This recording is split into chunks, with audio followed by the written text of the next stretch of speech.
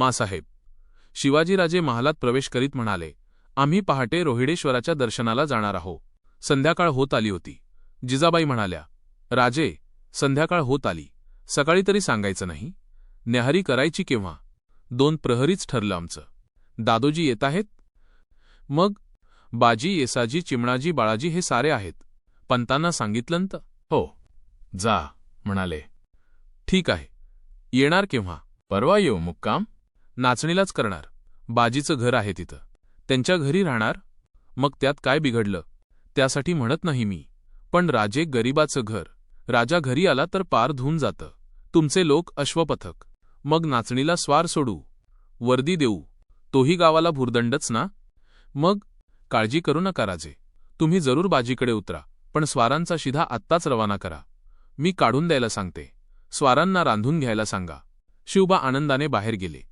आळंदी, जेजुरी यांसारखी ठिकाणे फिरायला राजांना फार आवडे. त्यांतच रोहिडेश्वराची भर पडली होती. डोंगराच्या उंच माथ्यावर दाट जंगलात हे शंकराचे मंदिर होते. निसर्गाने नटलेल्या त्या मुलुखाने शिवाजीच्या मनात ओढ निर्माण केली होती. रोहिडेश्वराच्या अनेक वेळच्या दर्शनांत दादाजी, नरसप्रभू गुप्ते यांसारखी मंडळी जिव्हाळ्याची बनली होती. भर दुपारची वेळ असूनही रोहिडेश्वर कसा शांत होता. गार वारा अंगात चैतन्य आणीत होता.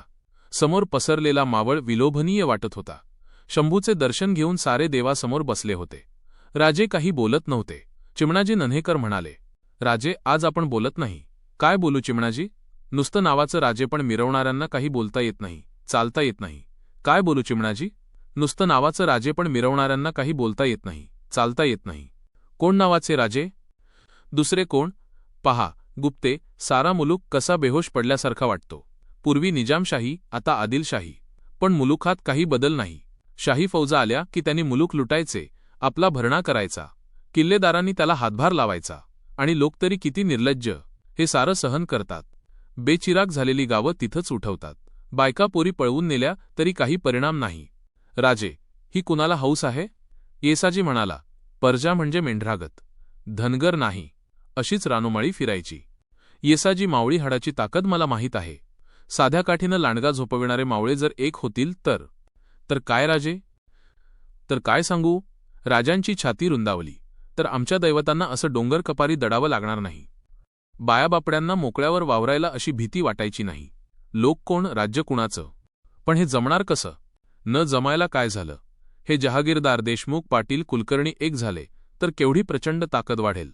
विजापूरची ताकद कमी आहे होय? बाळाजीने शंका काढली. आहे ना. आम्ही बघून आलोय तीर्थरूप. उंटावरून शेळ्या हाकणारी जात बादशहाची. बाळाजी, रामाजवळ कोणाचं सैन्य होतं? रावण तपस्वी होता, योगसामर्थ्यवान सिद्ध होता. पण त्याचा पराभव झाला तो कशानं? माकडांच्या मदतीनं राक्षसांचा पराभव. तो बळाच्या जोरावर नव्हता, निष्ठेवर होता बाळाजी. आमच्याजवळ कमी आहे ती निष्ठा. बळाला तोटा नाही. बोल राजा, सुभान म्हणाला. कानाला गोड वाटतंय बघा. राजे हसले. सुभाना, सारे कीर्तनकार देवाचा पत्ता ठावठिकाणा सांगतात, म्हणून कुणाला देव सापडतो का रे? अरे, कीर्तन ऐकून देव सापडत नाही, अमांसनी सापडलाय, सुभाना म्हणाला. कुठं आहे? तूच आमचा देव, सुभाना म्हणाला. खुळा आहेस सुभाना. बोलून देव होत नसतात. मग काय करायचं सांग? तू हाक दिलीस तर सारा मावळ उठललं. तुझं नाव मावळातल्या बायाबापड्यांच्या तोंडांत बसलंय. देसाई, देशमुख, देशपांडे तुझ्या वाड्याचा उंबरठा झिजवत्यात. ते काय उगीच? तसं नसतं तर रांड्याच्या पाटलाचं हातपाय तोडलंस तवा गप बसली नसती सारी. रांझं तुझ्या वाटेकडे डोळे लावून बसलंय.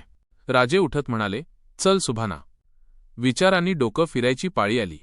शंकराला दंडवत घालू, त्याला सांगू. त्याच्या मनात असेल तर सारं होऊन जाईल. नाचणीला येसाजी वाट पाहत असेल. नाचणी चिमुकले 150 वस्तीचे गाव. डोंगराच्या कुशीत वसलेले. सारे गाव राजांची वाट पाहत होते. घोड्यांच्या टापांनी एवढेसे गाव भरून गेले. येसाजीची छाती अभिमानाने फुलून गेले. गावचे पाटील म्हणाले, राजे, येसाजीच्या पुण्यानं आपले पाय गावाला लागले. वाड्यात चलावं का? येसाजी आम्हाला घराबाहेर काढणार काय? तसं कसं होईल? पाटील, आम्ही या खेपेला येसाजीचे पाहुणे. पुढच्या खेपेला तुमच्याकडे येऊ. बसक्या घराच्या कट्ट्यावर घोंगड्या पसरल्या होत्या. राजांनी पाय धुतले. ते कट्ट्यावर बसले.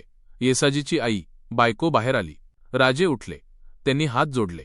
येसाजीच्या आईने पाय धरताच ते वाकले. म्हातारीजला उठवीत ते म्हणाले, आई, येसाजी सुद्धा माझ्याहून मोठा. तुम्ही त्याच्या आई.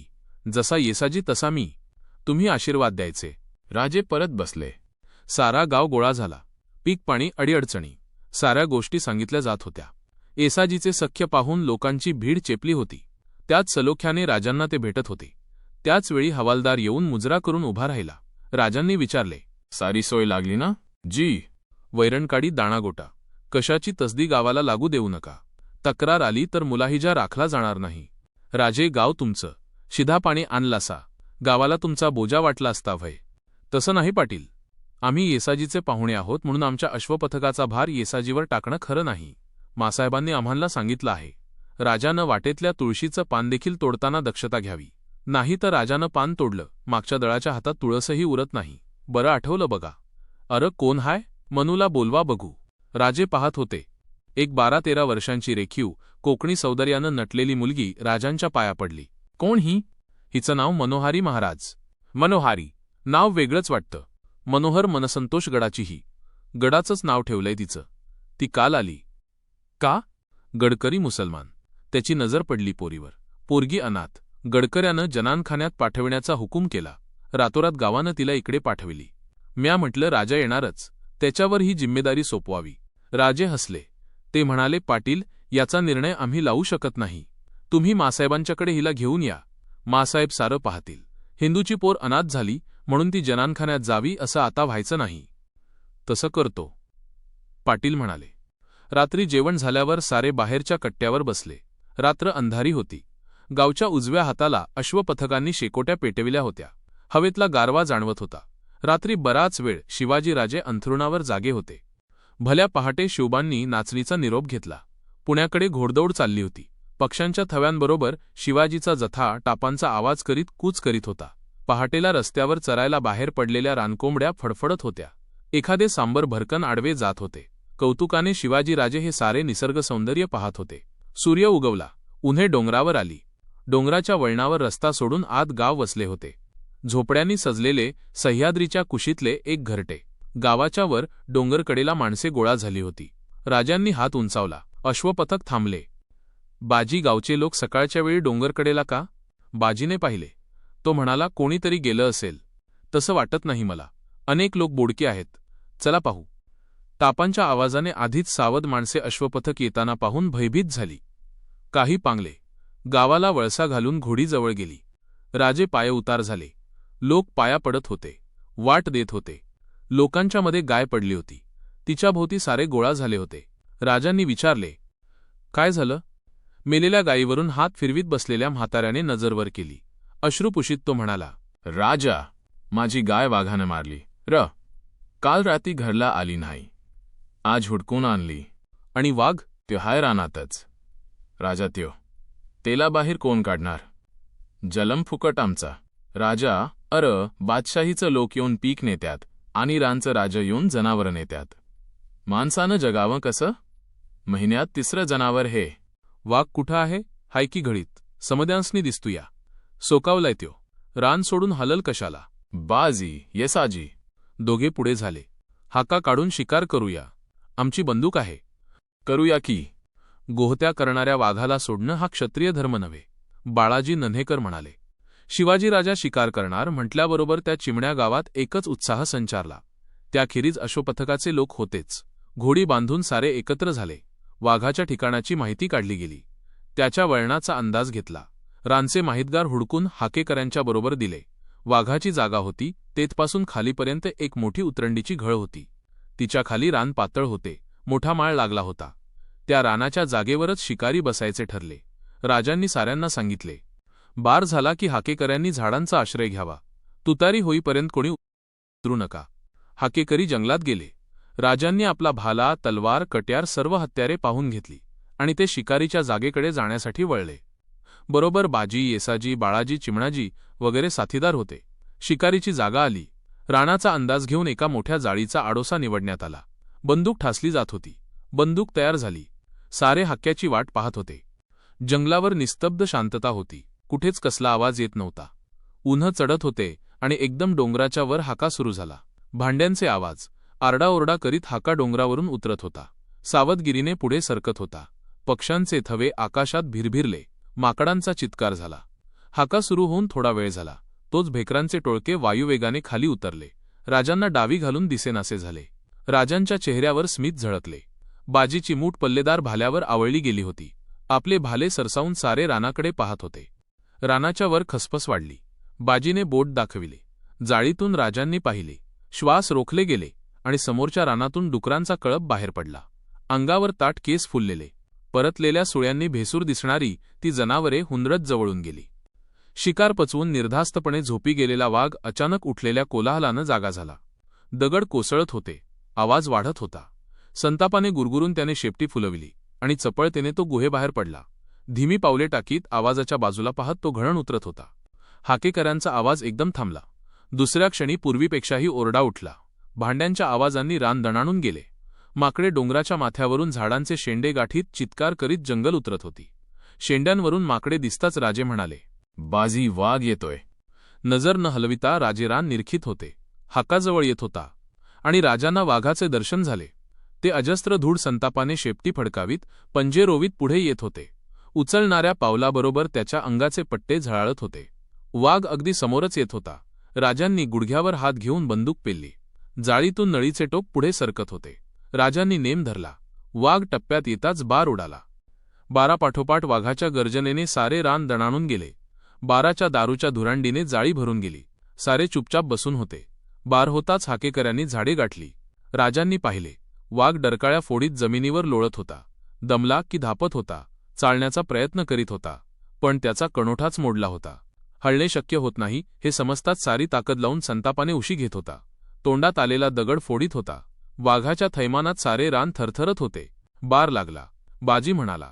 शुन्नल राजांनी दटावले. वाघाची गुरगुर थांबली. काळ्या कडांनी सजलेले पांढरे पोट धापत होते. राजे हळूच जाळीबाहेर आले. पाठोपाठ सारे होते.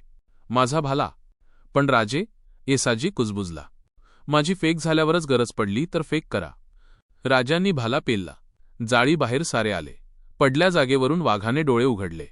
अनर्थाला कारणीभूत झालेला शत्रू त्याच्याच रोखाने पुढे येत होता. वाघ गरजत उठला आणि त्याच क्षणी राजांचा फाळ त्याच्या छातीत भस्कन घुसला. तोंडाशी आलेली काठी दातांनी फोडीत असतानाच त्याची मान लटकी पडली. बाजीने फाळ उचलला. राजांनी याला थांबविले. वाघ मेला होता. सारे नजीक गेले. ते प्रचंड धूळ पाहत असताना येसाजी म्हणाला, वाघीण हाय. आणि आनंदाने बेहोश झालेल्या येसाजीने तुतारी उचलली. क्षणात तुतारीचा आवाज साऱ्या रानाला शिकारीची वार्ता देऊन मोकळा झाला. आनंदाने बेभान झालेले गावकरी आरोळ्या ठोकीत धावत येत होते. कित्येकांनी भान विसरून शिवाजीराजांना मिठी मारली. त्यांना उचलले. हाकेकरी गोळा होत होते. एका हाकेकऱ्याने वाघाचे 2 छावे आणले, राजांच्या समोर सोडले. राजांनी एका छाव्याला घेण्यासाठी हात पुढे केला. एका एवढ्याशा छाव्याने पंजा उगारला. ठीस करून दात दाखविले. बळजबरीने छाव्याला कुरवाळीत राजे म्हणाले, या छाव्यांसाठीच एका जागी अडली होती. हवालदार, हे छावे बरोबर घ्या. आपल्या शिकारखान्यात शोभतील. एका म्हाताऱ्याने भराभर वाघाच्या मिशा उपटल्या आणि चकमक काढून जाळल्या. मिशी भारी विषारी असा समज. म्हाताऱ्याचा ऊर भरून आला होता. पचकन वाघावर तो धुंकला आणि म्हणाला, शेराला सव्वा शेर एक ना एक दिवस भेटतोच. म्हाताऱ्याने राजाला हलू दिले नाही. थोड्याच वेळात गावातून करडी लेझीम आली. वाघाचे पाय वाशावर बांधले गेले. वाघ उचलायला 10 जण लागले. साऱ्यांनी उत्स्फूर्त आरोळी ठोकली. शिवाजी महाराज की जय. पाठोपाठ राजांना उचलले गेले. माणसांच्या खांद्यावरून राजांची मिरवणूक निघाली. संकोचून राजे पाहत होते. बाजी, येसाजी, चिमणाजी राजांकडे पाहून हसत होते. गावाचा निरोप घेत असता राजांनी विचारले, गावाचं नाव काय? म्हातारा म्हणाला, कुठलं गाव? वरीसुदीक झालं नाही गाव करून. मग वाघमार नाव ठेवा.